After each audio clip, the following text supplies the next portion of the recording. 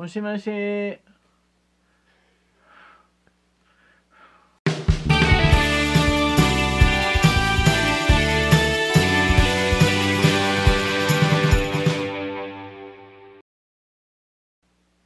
I've had this kind of bugaboo about compounded words for a long time. It seems to be a more prevalent thing to disconnect drive from way, so that instead of driveway you have drive way. Teaspoon, driveway. A teaspoon of driveway keeps the unwanted solicitations away.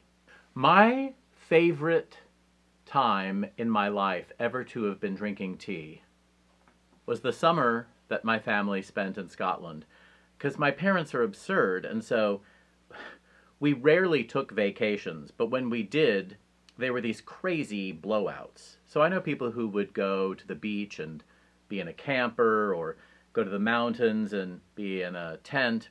We did those things for fun, but usually we would go visit relatives who lived in far-flung places and see exciting things.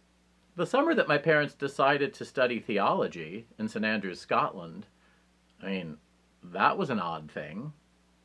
Not everybody has a story like that. Although St Andrews University is, or University of St Andrews, I don't know what it's called. It's an old, prestigious school.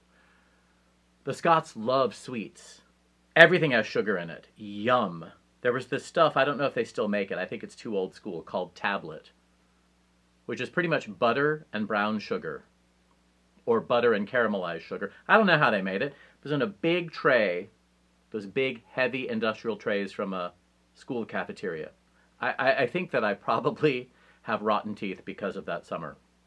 Out of a paper cup that fits into a plastic holder, you have tea morning, noon, and night, with milk, with high fat content, so it's almost like cream, with sugar.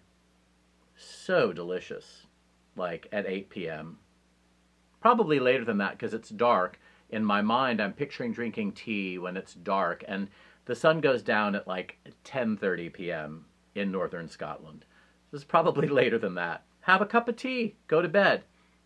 Next up, I'll talk about raspberries and how delicious they are in Scotland. Yum! Just thinking about it makes my mouth water.